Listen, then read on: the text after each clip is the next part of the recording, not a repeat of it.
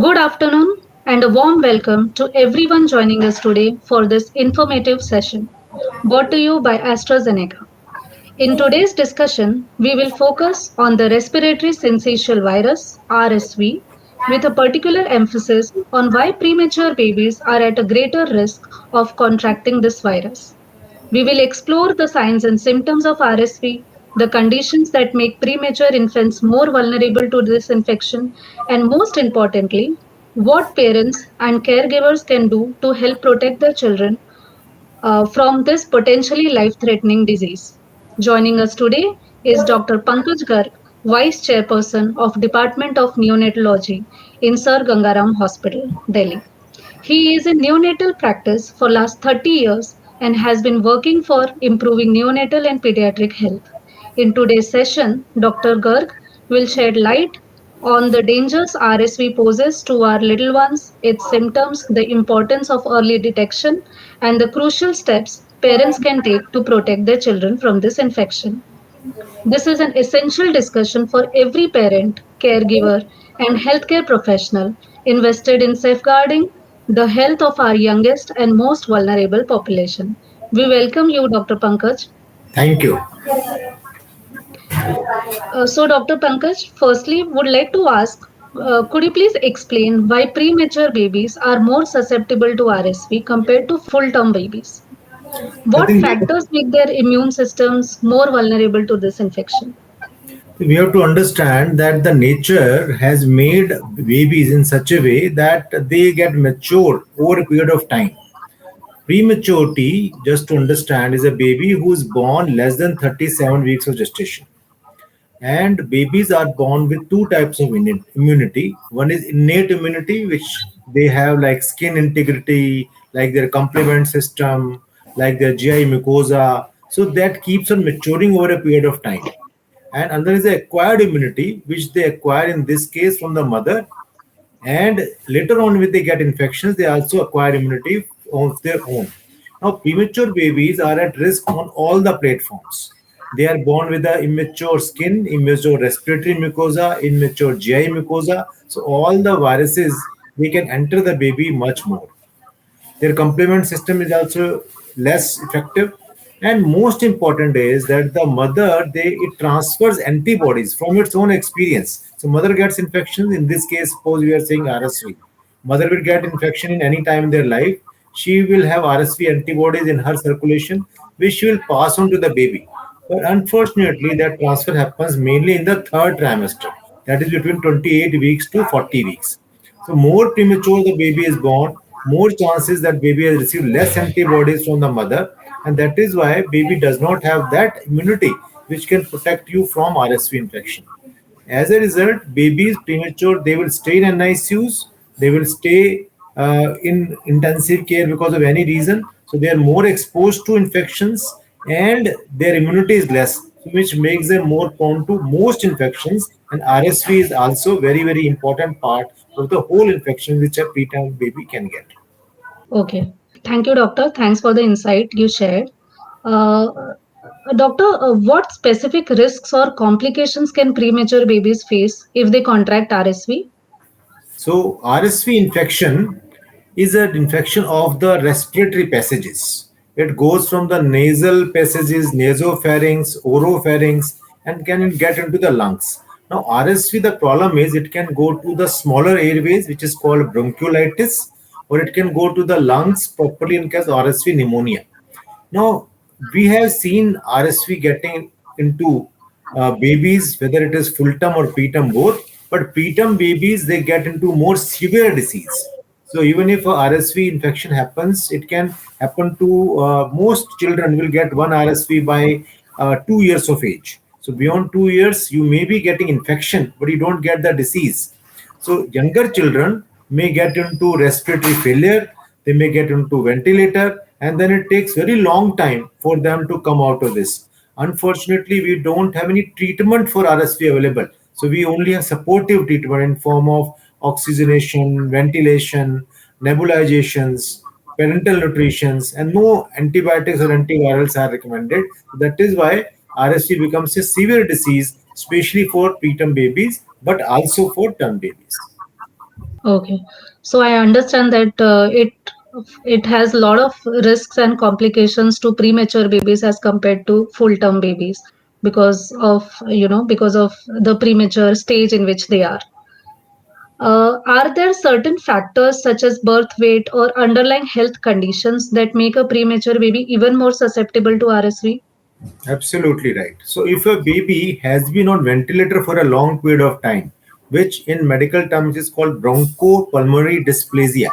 Dysplasia means not formation, improper formation. Broncho means the airways which is trachea and the right and left major bronchi, and then the pulmonary means lungs. So, because of the need of babies, premature babies, they may be on ventilator, and the ventilation, prematurity, and infections, they play a role in making the child prone to oxygen dependence. So, if any baby remains oxygen dependent for more than 28 days of life, it is called BPD or bronchopulmonary dysplasia. Now, these babies they need ventilator for life because ventilator gives them time to grow and they are able to sustain that difficult time. But at the same time, this BPD also destroys the mucociliary action of the airways. So airways have something like tentacles. It does not allow the virus to go inside. The tentacles move in outward direction and does not allow the viruses to go in and they are expelled out. But because of this ventilation process, all these tentacles are lost. All these smaller mucosal cilia are lost, and that is why they are more prone to any respiratory infections, including RSV. So that is why there are guidelines by the competent authorities that which babies are more prone to RSV. So there are three category. All babies who are less than 30 weeks of gestation, that means 29 weeks. All babies who have got BPD, and all babies who have got a complex congenital heart disease, something baby requiring treatment for congestive heart failure, or a baby who is on medication but surgery has not been done, or he has a complex congenital heart disease. So these three groups are at the maximum risk. Weight wise, also, usually babies who are less than a kilo will be those babies who are less than 29 weeks or below. They are the babies who are more likely to get into complications of RSV, BPD also, and that is why they are the most high risk population. Okay, thank you, sir, for that. What are the common signs and symptoms of RSV in preterm infants? And how do they differ from those in older children or adults? So first of all, symptoms and signs of RSV are non-specific. So many babies, after they are discharged home, or sometimes they may be in the hospital also, they start getting sneezing, some nasal discharge, little bit of cough, and then breathing difficulty. Now, all these symptoms can happen in any respiratory tract infection. It can be rhinovirus, enterovirus, it can be influenza virus, it can be RSV virus. So clinically, it is impossible to differentiate RSV bronchiolitis from other bronchiolitis or from other infections. Even bacterial infections also may be having similar symptom. So the only way of making sure that you have diagnosed RSV is to do test, which is called the multiplex PCR, which is done now, which is easily available. So which can be done to diagnose RSV. Now, second question is that how does the symptoms and signs differ from younger infants to older infants? Younger the infant, more high risk the baby is, so the more chances that RSV go into the bronchioles, called RSV bronchiolitis or RSV pneumonia, and then they may go into respiratory failure and may require ventilation. Older infants, like beyond few months of age, and then second year of life toddlers, they may get RSV, but the symptoms are more restricted to the upper airway, like cough, cold, sneezing, but it does not go into the deep into the bronchioles or into the lungs. So the probability of getting RSV is there in all children less than 2 years of age, but younger children, premature younger children, first 6 months of age, have more chances of getting into respiratory failure, requiring hospitalization, oxygen, or ventilation. So that is how the symptoms differ. Okay. So my next question is, what steps can parents and caregivers take?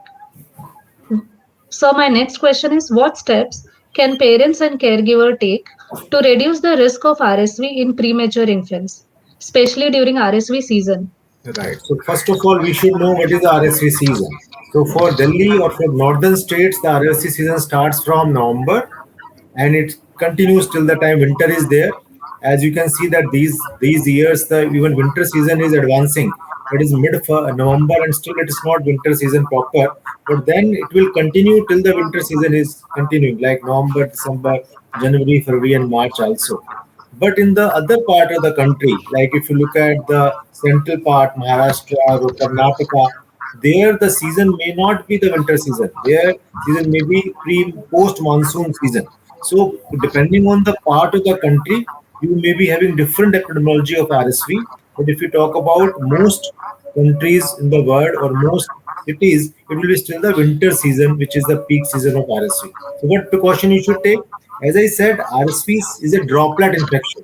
It will spread from another person to the preterm baby. So anybody in the house who's getting cough, cold should not come in close contact with the baby. What is that close contact? Corona has told us that 6 feet. If you're coming within 6 feet of the baby, you should use a mask, especially the N95 mask. Should not come closer. Should not kiss the baby. Should not be hugging the baby if you have got any cough, cold, any symptom, because you don't know which infection is RSV. So that is the most important precaution. Breastfeeding, exclusive breastfeeding also prevents babies from getting infections. Then there are two strategies which are also important. One is RSV vaccination to the mother, which is approved in US. FDA is approved. It has been happening in US, but is not still approved in India. And second is you can give RSV prophylaxis to the babies. So RSV prophylaxis is given to the baby. Then also it can prevent you from RSV infection. Okay. So, sir, you said that what are the things that you should do to avoid RSV during the RSV season? So, this brings me to the next question, that is, what role do environmental factors such as exposure to smoke or crowded places play in increasing the risk of RSV in premature babies? So I think we should know that any droplet infection, once suppose I cough, the virus will come onto my droplet, my secretion, nasal secretion, oral secretion, and then if the atmosphere is clean, pollution is not there, it will go away into the environment. But if there is a lot of suspended particles, whether it's PM10 or PM2.5, especially PM10, then there's a cover. There's a cover in the environment. The virus which I am throwing out into the environment will not go up. It will stay close. Will stay at a lower level, and then anybody who's coming in contact with me is likely to get into more often. So pollution, not only the dust particles will carry the RSV, it will not allow the natural evacuation of the RSV into the environment. That is why all droplet infections, their increased risk is there when there is pollution. And we must remember that pollution is not only outside. Our rooms are open and the pollution is outside as well as inside. So inside also there is pollution which we don't see, and even in the house you are coughing when the child is there, and if the indoor pollution is also there, the probability of spreading to the others is more. So environmental pollution is always increasing the risk of all infections, and that is why you remember in Corona time we were isolated, we were living in our own houses, not coming in touch with other people, and that is why over a period of time we could take care of Corona. I'm not saying that it's as bad as that situation because that was a pandemic, but the precautions are nearly the same. Okay. Thank you, Dr. Pankaj, for sharing such valuable insights on RSV and for shedding light on why premature babies are at a higher risk. You have highlighted how crucial awareness is and how parents and caregivers can take proactive steps to protect their little ones. To our viewers, we hope this session has been both informative and empowering. Thank you for being with us today. We look forward to welcoming you to our next session. Remember, knowledge is power. Staying informed is the first step towards safeguarding our children against RSV. Thank you so much. Thank you.